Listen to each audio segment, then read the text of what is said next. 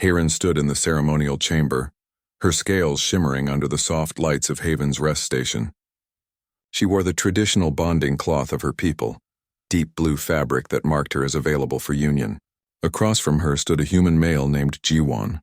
He was tall by human standards, with dark hair and darker eyes that seemed to take in everything, without revealing anything in return.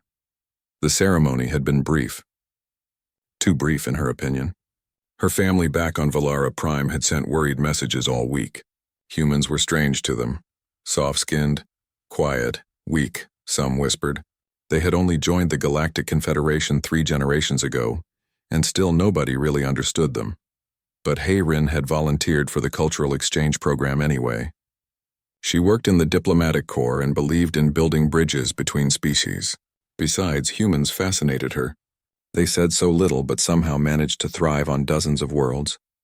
Jiwon had spoken exactly 7 words during the ceremony. "I accept this union with honor." His voice had been deep and calm, like still water. Then he had placed a simple metal band on her finger, a human custom. She had given him a crystal from her homeworld in return. Now they walked together through the corridors of Haven's Rest toward their new shared quarters. Hayren tried to fill the silence with words, as was her nature. "I requested quarters in Section 7 because the viewports face the nebula. It is quite beautiful in the morning cycle. Do you enjoy watching stars? I find them calming. My mother says I talk too much when I am nervous, and I suppose I am nervous. This is all very new. Have you been bonded before?" "I have not." "Well, obviously, or I would not be in the exchange program." Jiwon walked beside her, his stride measured and even. "The nebula sounds nice," he said. That was it. 4 words. Hayren's tail twitched with uncertainty. Was he displeased, bored? She could not read human expressions well yet. His face remained neutral, almost peaceful. Their quarters were modest but comfortable. 2 sleeping chambers, 1 common area, a small kitchen and a workspace. Hayren immediately began arranging her belongings, chattering about her preferences and asking Jiwon about his. "I enjoy warm temperatures, around 28 degrees. Is that acceptable for you?" "I can adjust. Humans prefer cooler climates, yes? And I sleep in a heated sand bed. But your chamber has a standard mattress. Do you need anything else? Extra blankets, perhaps?" Jiwon set down his single bag. Inside, Hayren glimpsed some clothes, a few tools, and something wrapped in dark cloth. He placed the wrapped item carefully in his chamber before returning. 28 is fine, he said. I adjust easily. Over the following days, Hayren learned to navigate life with a husband who spoke in sentences shorter than her questions. She would come home from her diplomatic meetings full of stories about negotiating trade disputes or cultural misunderstandings, and Jiwon would listen. He always listened. He would nod at the right moments, and sometimes his mouth would quirk into something almost like a smile. But he rarely shared his own day. He worked as a civilian engineer, maintaining the station's environmental systems. When she asked about his work, he would say it was fine, or fixed some air recyclers. What puzzled her most was how he moved. Jiwon walked quietly, even in boots. He noticed things she missed, like a loose panel in the corridor or a flickering light. Once he paused outside their quarters and adjusted the door sensor without being asked. It had been sticking for weeks. "How did you know that bothered me?" she had asked. "You pulled harder each day," he replied simply. 3 weeks into their marriage, Hayren invited some colleagues for dinner. They were curious about her human husband. A Vilcari merchant named Torin dominated the conversation, boasting about his trading routes. When he asked Jiwon about human worlds, Jiwon simply said, "They are diverse." Torin laughed. "Humans are so timid. No wonder you need protection from the Confederation fleet." Hayren saw something flicker in Jiwon's eyes just for a moment. Then it was gone. He stood smoothly. "More drinks?" he offered. Later, after their guests left, Hayren found Jiwon on their small balcony overlooking the station's interior gardens. She stood beside him in comfortable silence before speaking. "You are not timid," she said softly.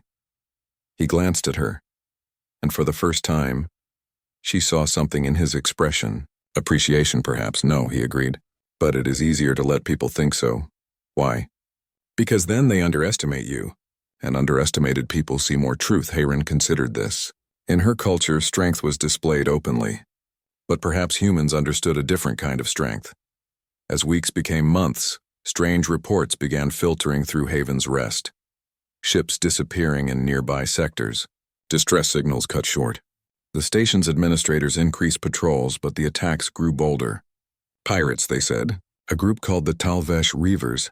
Rin worked longer hours trying to coordinate with Confederation security forces. She came home exhausted, and Jiwon would have food waiting. Simple meals, but prepared with care. He learned to cook Valari dishes by watching instructional videos. He never complained about her late hours. One evening, she found him studying the station schematics on his personal terminal. When she asked why, he said, "Just curious about the layout." But she noticed he was looking at the defensive grid. The weapons placements. "The emergency bulkheads, are you worried about the pirates?" she asked. Jiwon closed the terminal. "I am worried about anything that threatens home." The word home made her heart warm. He considered this their home. Considered her part of that home. That night, she caught a glimpse of the wrapped item in his chamber. The cloth had shifted, revealing part of a handle. It looked like a weapon, but ornate. Ceremonial, perhaps. She did not ask about it. Everyone had private things. The next morning, alarms blared through Haven's Rest. Rin rushed to the diplomatic center while Jiwon headed to his engineering post. On every screen, the same message played. 20 warships surrounded the station. The Talvesh Reavers, they had 48 hours to surrender everything of value. Personnel would be sold. The station would be stripped. Resistance would mean death. Rin's hands trembled as she read the message again. 48 hours. Confederation reinforcements were 5 days away. Haven's Rest had minimal weapons. They were trapped. She ran back to their quarters, needing to see Jiwon, needing to feel less alone. She found him standing in their common area, wearing clothes she had never seen before. Dark-fitted, practical. He was checking some kind of equipment. "Jiwon?" Her voice came out small. He looked up and his eyes were different. Focused. Sharp. Like a blade catching light. "I have to go to work now," he said gently. Then he crossed to her and kissed her forehead. Something he had only recently started doing. "Stay in the secure sections. I will come back." "Where are you going?" "To do what I am good at." He left before she could ask more questions, and Rin stood alone, wondering what her quiet husband meant. What could an engineer do against 20 warships?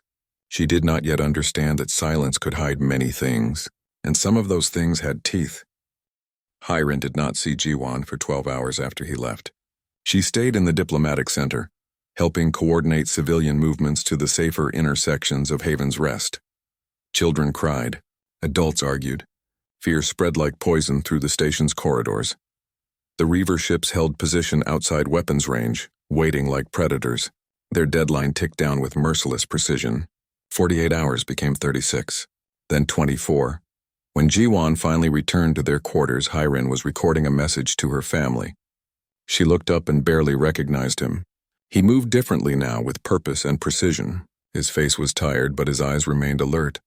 "Where have you been?" she demanded, relief and anger mixing in her voice. "Meeting with station security." He went to his chamber and began gathering items. The wrapped weapon, some clothes, a small data chip. "You are an engineer. What can you possibly do?"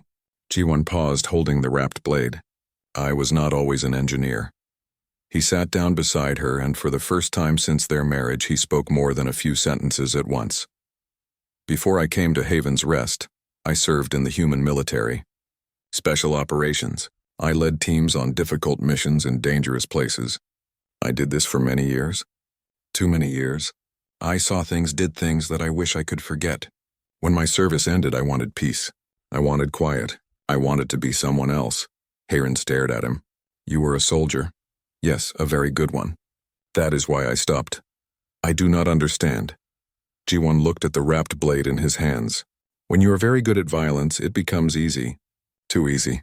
I was afraid of what I might become if I continued, so I walked away. I became an engineer. I fixed things instead of breaking them. I found you. I found a reason to stay soft." He unwrapped the blade partially.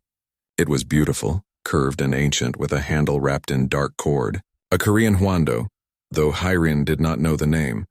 "This belonged to my grandfather and his grandfather before him. It reminds me where I come from. But I hoped never to use it again. And now? Now there are 20 ships full of killers outside our home. and I remember how to be what I was." He rewrapped the blade and stood. Station Commander Taman asked for volunteers with combat experience. A few hundred have responded. Mostly humans who, like me, came here to forget the war. But we remember when we need to. Heron felt something cold settle in her stomach. "You are going to fight. A few hundred against thousands." "Yes. That is suicide." Jiwon smiled, and it was sad and gentle and completely at odds with what he was planning. "Maybe.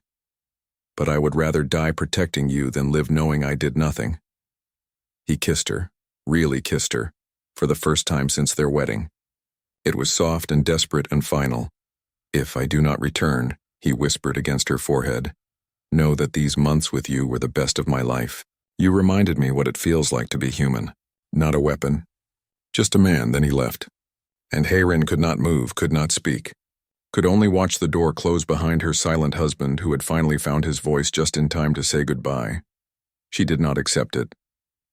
She refused. After several minutes of shock, she pulled herself together and ran to the security headquarters. She used her diplomatic credentials to get inside. The scene was organized chaos. Humans moved with quiet efficiency, checking weapons and equipment. A few other species helped, but mostly it was humans. They ranged from young to old, male and female, but they all shared something in their eyes. Experience. Hard-won knowledge. She found Jiwon in a briefing room with a dozen others. An older human male was speaking. Commander Taman, she realized. She had met him once at a station function. He had seemed friendly and tired, more bureaucrat than warrior. Now he looked different, like Jiwon looked different. "We cannot win a straight fight," Taman was saying. "But we do not need to. We need to make them afraid. Make them uncertain. Hit them where they think they are safe. Humans do not fight like other species. We do not have natural armor or great strength. We have adaptation. We have persistence. We have the willingness to do what others consider impossible." Someone noticed Hiron at the door. Taman looked up. "This area is restricted," he said, not unkindly. "My husband is here." She pointed to Jiwon. "I want to understand what he is doing, what you are all doing." Taman glanced at Jiwon, who nodded slightly.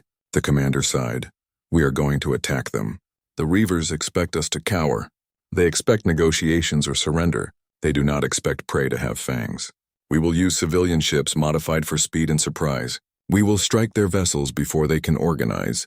We will board their flagship and cut the head off their command structure." "That is insane," Hiron breathed. "You will all die." "Probably some of us will," Taman agreed calmly. "But some of us will succeed, and that might be enough." Jiwon stood and walked to her. He took her hands in his, and she felt how steady they were despite what he was planning. "This is what humans do," he said quietly. "We survive. Not because we are strongest or fastest, but because we do not give up. We fight when fighting seems pointless. We protect what we love even when love seems fragile. You asked me once why I am quiet. This is why. Because I know what noise sounds like, what screaming sounds like. I chose silence because I had heard enough death." "Then choose it again," she pleaded. "Stay silent, stay safe. Stay with me." He touched her face with careful fingers. "I am staying with you, by making sure you have a future to live in." A young human woman approached. She wore combat gear and carried weapons with easy familiarity. "Captain, we are ready for equipment checks." "Captain?" Not Jiwon the engineer. Captain Jiwon the soldier. Heron watched him transform completely. He gave orders with quiet authority. He checked weapons and plans with practiced eyes. He spoke to each volunteer, learning their names, their strengths, their fears. He made them believe they could win. And standing there in the security headquarters, watching her husband become someone she had never met, Heron finally understood what the galaxy had missed about humans. They were not soft. They were not weak. They had simply chosen gentleness over violence, but choice meant they could choose differently. And when they did, when humans decided to show their true nature, the universe should be afraid. 10 hours until launch, Taman announced. "Rest if you can. Eat, check your gear. Tell people what they need to hear." Jiwon came back to Heron. "I will walk you to the secure section." They walked in silence through the station corridors. For once, Heron had no words. What could she say? Her mind swirled with images of Jiwon dying in space, alone, cold, forgotten. At the entrance to the civilian safe zone, he stopped. "I love you," he said. 3 words he had never spoken before. I should have said it sooner. I am sorry I am not better with words. Hayrin pulled him close, pressing her face against his chest. Come back to me. We have so much more silence to share. He held her tightly and she felt him memorizing the moment. Then he gently pulled away and walked back toward the launching bays. Hayrin watched until he disappeared around a corner. Then she made a decision. She would not hide in the safe zone. She would go to the command center. She would watch. She would bear witness to whatever her husband was about to do. If he was brave enough to fight, she was brave enough to watch. Hayrin used her diplomatic credentials to access the command center. The station's leadership was gathered around holographic displays showing the Reaver fleet. 20 warships, each bristling with weapons. Against them, Haven's Rest had minimal defensive batteries and a handful of outdated patrol craft. Commander Taman stood at the center console, coordinating the defense. When he saw Hayrin, he frowned but said nothing. Perhaps he understood. Perhaps he had someone waiting for him too. Deadline in 6 hours, someone reported. Human volunteer force launches in 2. Taman replied. On the display, Hayrin could see modified civilian ships gathering near the station's lower docking ports. Cargo haulers and passenger shuttles, now fitted with whatever weapons and armor the engineers could manage. It looked pathetic against the Reaver armada. A Velkari officer shook his head. This is madness. We should negotiate. Offer them supplies, currency. We can rebuild. And the people they take as slaves? Taman asked quietly. Can they rebuild? The Velkari had no answer. Hayrin moved closer to the displays, searching for any sign of Jiwan. She found him on a command channel, his voice calm and clear as he spoke to his team. Remember, we are not trying to destroy their fleet. We only need to break their command structure. Create chaos. Make them run. Humans have won battles against worse odds. When? Someone asked skeptically. Many times. We are very good at surviving impossible situations. It is practically our specialty. Despite everything, several people laughed. Jiwan had that effect, Hayrin realized. His calm steadiness made others believe. The 2 hours passed too quickly. Hayrin watched the preparations, her hearts pounding in her chest. Valari had 2 hearts and both raced with fear. Volunteer force. You are clear for launch, Taman said, on the screens. The civilian ships detached from Haven's Rest. They looked small and fragile against the stars. 23 ships total, carrying 200 humans and a handful of aliens brave or crazy enough to join them. Jiwan's ship took point. Hayrin recognized it by the call sign, Silent Water. He had chosen it himself, she knew. Still waters run deep, he had told her once. The Reaver fleet detected them immediately. Communications crackled to life. Unidentified vessels, you are ordered to stand down and return to the station. Failure to comply will result in destruction. Jiwan's voice came through, broadcast on open channels. This is Captain Jiwan of Haven's Rest. You have threatened our home. We are responding. Laughter came back from the Reaver command. 200 against our thousands? You are either brave or stupid, human. Often both, Jiwan replied. Then the human ships scattered. They did not charge forward in formation like a military fleet. Instead, they broke apart like water droplets, each ship racing in different directions at maximum speed. The Reavers fired, but the civilian ships were smaller and faster than expected. They jinked and weaved, using the debris field around the station for cover. Several took hits, their shields flaring, but they kept moving. What are they doing? The Velkari officer muttered. Taman smiled grimly. Making themselves hard to kill. Rule 1 of human combat. Stay alive long enough to hit back. The human ships reached the Reaver formation and the real chaos began. They did not try to fight ship to ship. Instead, they used tactics Hayrin had never seen. They fired at sensor arrays, blinding the larger vessels. They dropped mines in flight paths, forcing the Reavers to maneuver. They hacked communication channels, flooding them with noise and false orders. And they were fast. Incredibly fast. The civilian ships danced through the Reaver formation like insects around giants, too quick to swat effectively. First Reaver ship disabled, someone reported. One of the warships had lost power, its systems overloaded by a targeted electromagnetic pulse. Then a second, a third.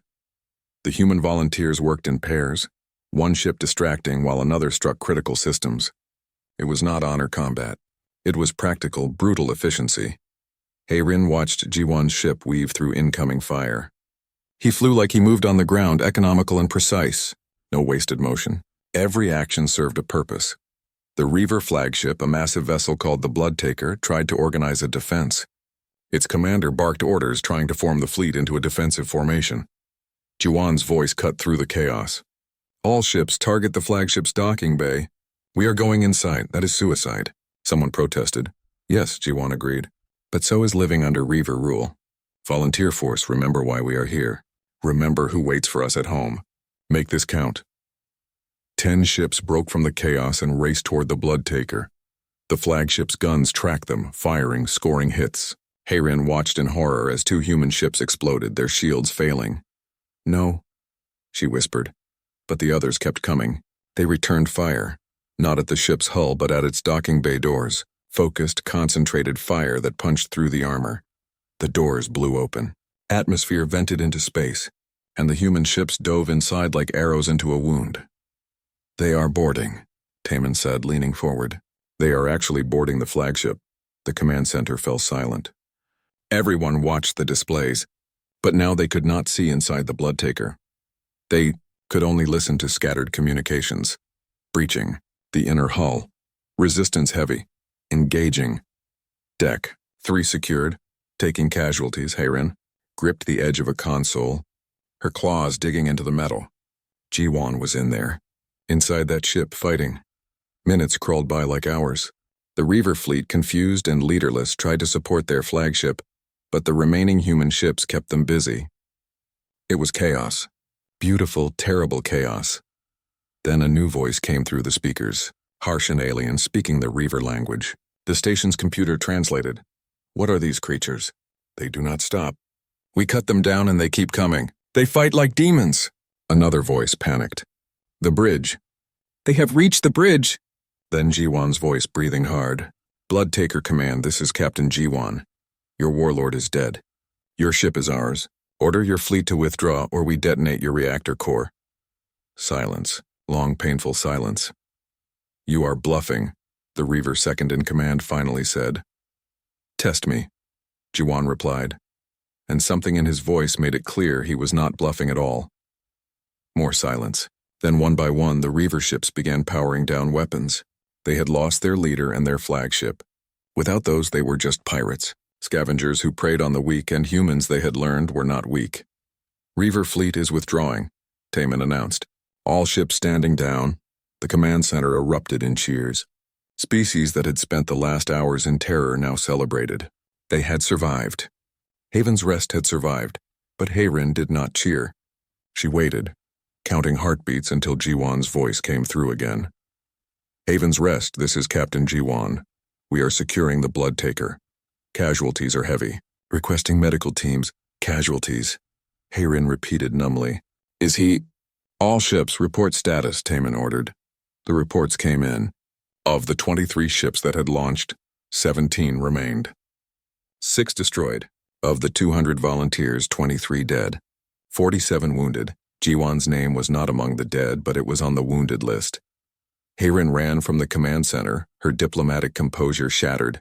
She raced through the corridors to the medical bay, pushing through crowds, ignoring protocol. She had to see him, had to know he was alive. The medical bay was chaos. Wounded humans and aliens filled every bed.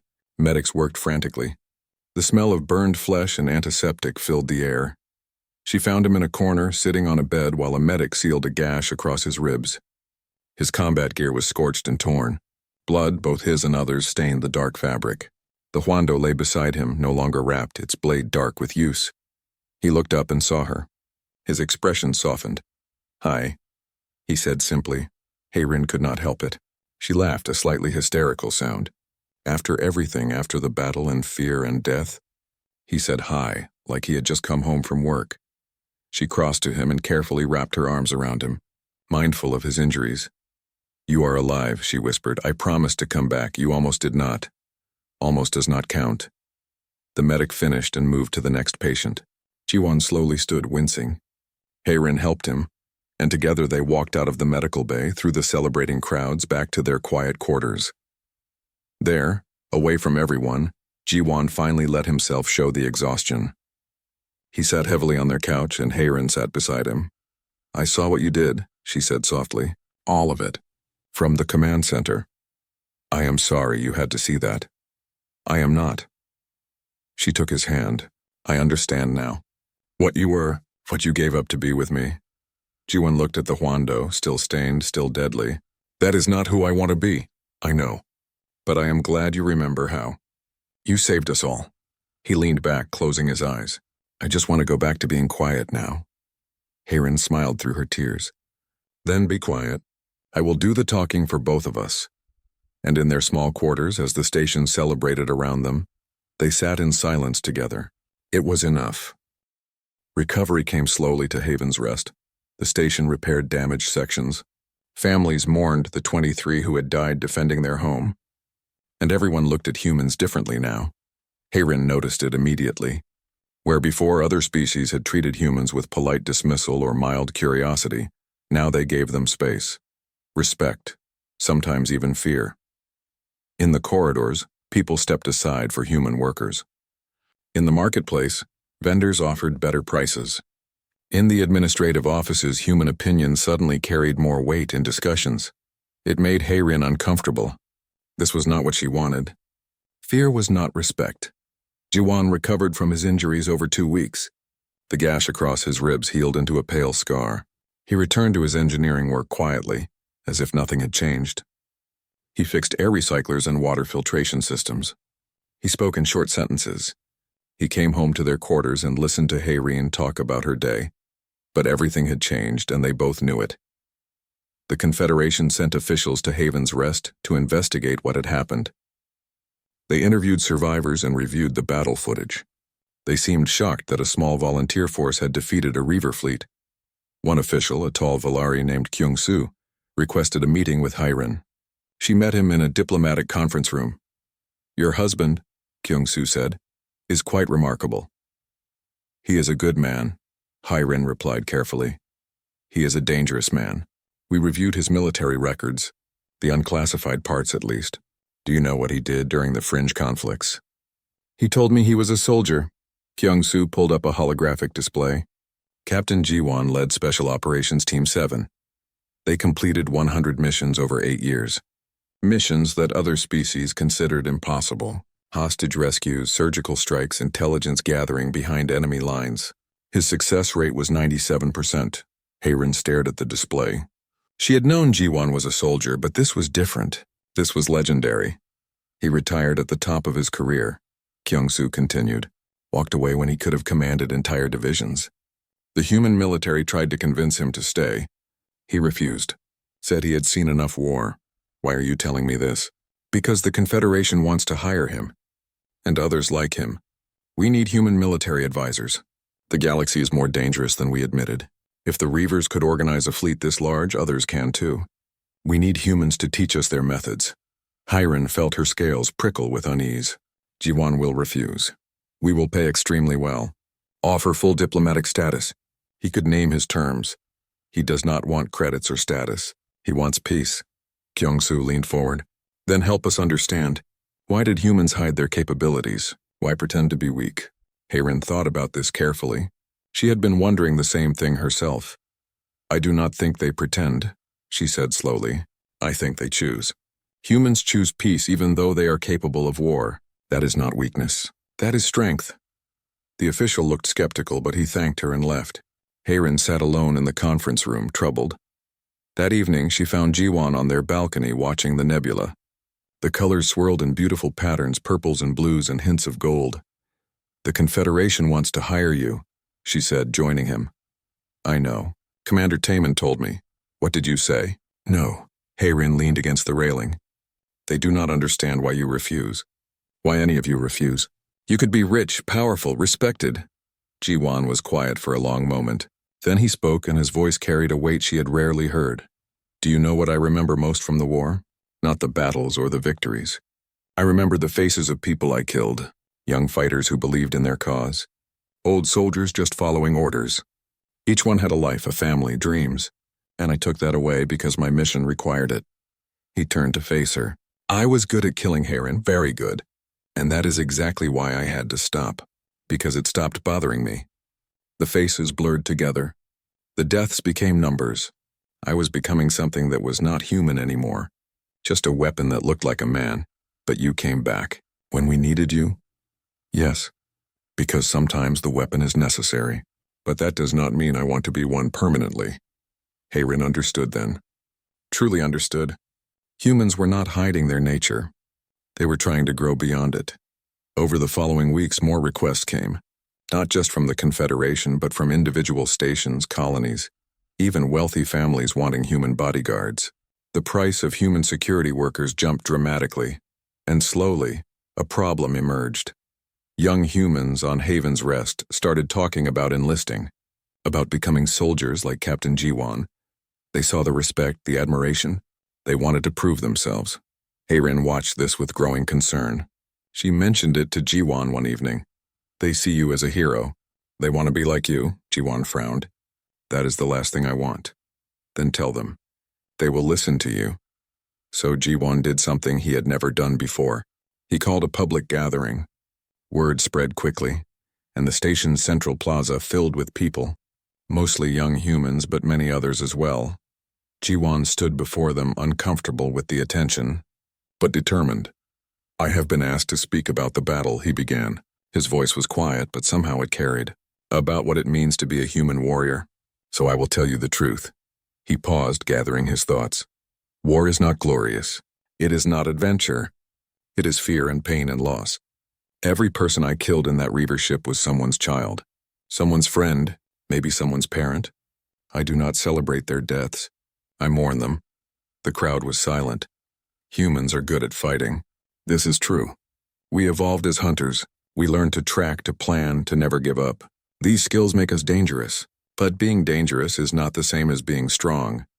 A young human called out, Then what is strength? Jiwan considered this. Strength is choosing peace when you are capable of war. Strength is building instead of destroying. Strength is being kind when you could be cruel. Any fool can pull a trigger. It takes wisdom to put the weapon down. But you picked it up again, someone said, when the Reavers came. Yes, because sometimes there is no choice.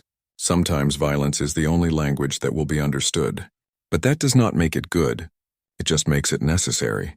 He looked around at the young faces watching him. If you want to honor what we did, do not become soldiers. Become engineers, doctors, teachers, artists. Build the peace we fought to protect. That is the real victory. Not the battle, but what comes after. Hayrin watched from the edge of the crowd, her heart swelling with pride. This was the man she had married. Not the warrior, but the one who chose to put the warrior aside. After the gathering, they walked home together through the quiet corridors. That was good, she said, what you told them. I hope they listen. Some will. Some will not. That is how it works with the young. Jiwan smiled slightly. Were you rebellious when you were young? Very. My mother despaired of me. I would have liked to see that. They reached their quarters and went inside. The huando hung on the wall now, displayed in a case Jiwan had built. It was visible but secure. A reminder, not a promise. Hayrin made tea while Jiwan checked the environmental controls, as was his habit. They settled on the couch together and she leaned against him, careful of his still healing ribs. Do you regret it? She asked quietly. Taking up the blade again? No, I regret that it was necessary. But I do not regret protecting you. And if it happens again, then I will do what must be done. But I will not seek it out. I will not make it my life again.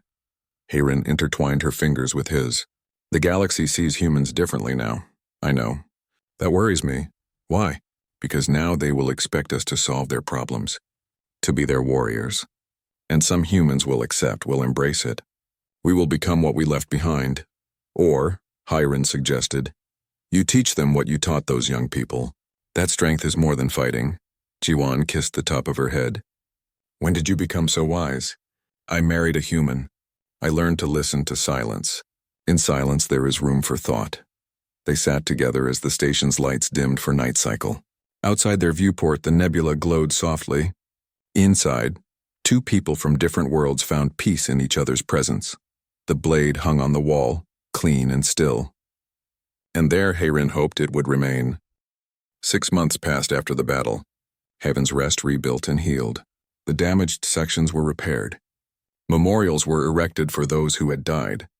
Life slowly returned to normal. or what passed for normal after everything had changed. Hayrin stood in the diplomatic center, finishing a report on trade negotiations with a nearby colony. Her work had grown more complex recently. Other species now specifically requested her for negotiations involving humans. They thought she understood her own kind better because she was married to one. She found this amusing. After nearly a year of marriage, she was still learning about Jiwon. Just yesterday, she had discovered he could paint. She had found a small watercolor hidden in his workspace, a delicate image of the nebula outside their quarters. When she asked about it, he had shrugged and said, "I needed something quiet to do with my hands." Quiet, always quiet. But now she understood that his quietness was full of depth. She finished her report and headed home. The corridors were busy with the evening shift change. A group of young humans passed her, engineering students by their uniforms. They nodded respectfully. One whispered to another, "That's Captain Jiwon's wife." Hayrin suppressed a sigh. Jiwon hated being called captain now. He was just Jiwon, the engineer. But people remembered. The galaxy did not forget easily. She reached their quarters and found Jiwon on the balcony, as he often was in the evening. But he was not alone.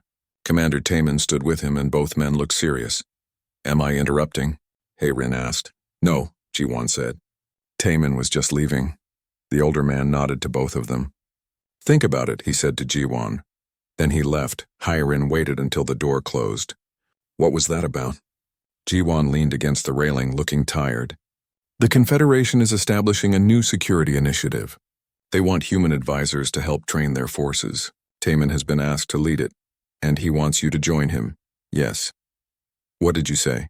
"I said I would think about it." This surprised Hayrin. Before, Jiwon had refused all such offers immediately. "You are considering it?" Jiwon was quiet for a long moment. "I watched the news feeds today. 3 colonies were raided in the past month. Pirates are getting bolder. The Confederation fleet is stretched too thin. People are dying because they cannot defend themselves. That is not your responsibility. Is it not? I have skills that could help. Knowledge that could save lives. Is it right to keep that to myself?" Hayrin moved beside him. "You told those young people that strength is choosing peace. That building is better than destroying." "I know what I said." "Then what changed?" Jiwon turned to face her fully. "I realized something. I cannot build peace if others keep tearing it down.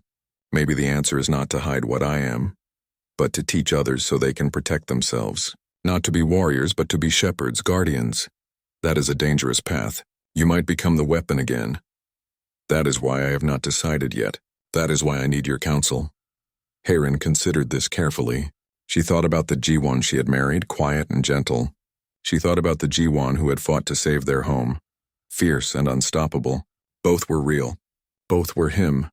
"I think," she said slowly, "that you should do what you believe is right, but not alone.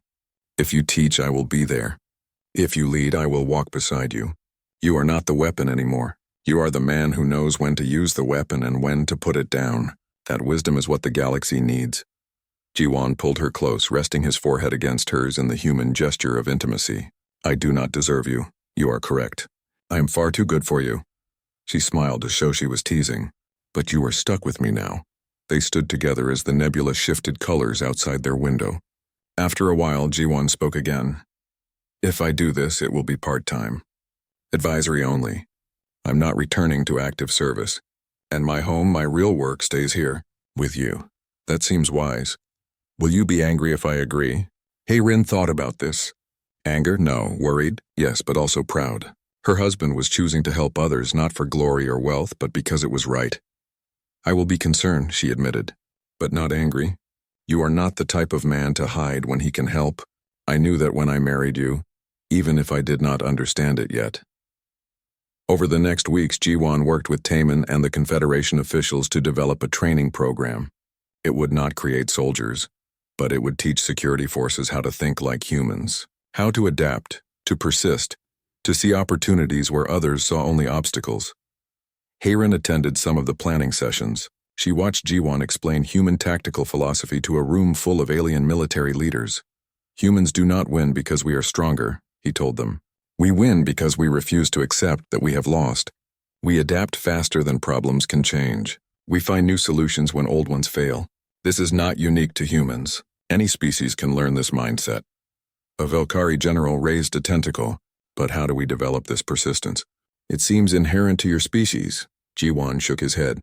It is not inherent. It is trained. Humans fail constantly. We are actually quite fragile compared to most species, but we teach our young that failure is not the end. It is information. Every mistake shows us what does not work, which brings us closer to what does. He pulled up a historical file. Before we reached the stars, humans tried to fly for thousands of years. We built machines that crashed. We died in the attempts. But each failure taught us something. Eventually, we succeeded. Not because we were special, but because we did not give up. The room was silent considering this. That is what I want to teach, Jiwan continued. Not how to fight like humans. How to think like humans. How to turn weakness into strength. How to survive when survival seems impossible. After the session, the Velkari general approached Jiwan. I underestimated your species. I thought you were simply aggressive. I understand now. You are not aggressive. You are resilient, Jiwan nodded. Resilience is our real weapon. Everything else is just tools. The training program launched 3 months later. Jiwan spent 2 days each week traveling to the Confederation Military Academy. The rest of the time he remained on Haven's Rest, working as an engineer and coming home to Hayren. Their life found a new rhythm. Hayren handled diplomatic work. Jiwan taught and repaired systems. In the evenings, they shared meals and conversation. She talked. He listened. Sometimes he talked. She listened. One evening, nearly a year and a half after their wedding, they hosted a dinner for other cultural exchange couples. 3 pairs attended, all at various stages of their marriages. A young Valari woman named Yuna was married to a human named Doyan. She seemed frustrated. He never tells me anything, she complained. I ask about his day and he says fine. I ask what he is thinking and he says nothing. How can he think nothing? Hayren smiled. He is not thinking nothing. He is processing. Humans often think in silence, but how do I understand him? Jiwan spoke up, surprising everyone. Watch what he does, not what he says. Does he make you tea the way you like it? Does he notice when you are tired? Does he fix things without being asked? Humans often show love through actions. Yuna blinked. He does all those things. I thought he was just being helpful. He is showing you he cares. He is speaking, just in a different language. The young woman looked thoughtful. Later, Hayren saw her watching her husband with new understanding. After the guests left, Hayren and Jiwan cleaned up together. It was comfortable, domestic, peaceful. You are good at this, Hayren said. Teaching. Helping others understand. I had a good teacher. He smiled at her. You learned to hear my silence. Now you teach others to do the same. We make a good team. The best. They finished cleaning and settled on the couch. Hayren pulled up a message on her datapad. My mother wants to visit. She says she needs to meet the human who married her daughter. Jiwan looked alarmed. Should I be worried? Terrified. She is very protective. Will she like me? Eventually. After she interrogates you thoroughly. Hayren patted his hand. Do not worry. I will protect you. My fierce wife protecting me from her mother. Exactly. You fought Reavers. This will be much more dangerous. They laughed together and it was easy and light. The weight of the past had not disappeared, but it no longer crushed them. Jiwan still carried his scars, his memories, his knowledge of violence, but he also carried hope, peace, and love. The Huando remained on their wall, displayed but unused, a reminder of what had been necessary and what they had chosen to leave behind. Late that night, as they prepared for sleep, Hayren asked a question that had been on her mind. Do you regret it? Any of it? The marriage, the battle, the teaching? Jiwan pulled her close. I regret the necessity of violence. I regret the lives lost, but I do not regret protecting what I love. I do not regret finding peace with you, and I do not regret trying to help others find their own strength, even though it is difficult, especially because it is difficult. The easy path would be to hide. But you taught me that bridges are more important than walls. Hayren smiled in the darkness. I taught you? Yes, you chose to marry an alien you did not understand. You chose to see beyond what everyone assumed about humans. You built a bridge when others would have built a wall. That takes more courage than any battle. They fell asleep in each other's arms, two beings from different worlds who had learned to share one life.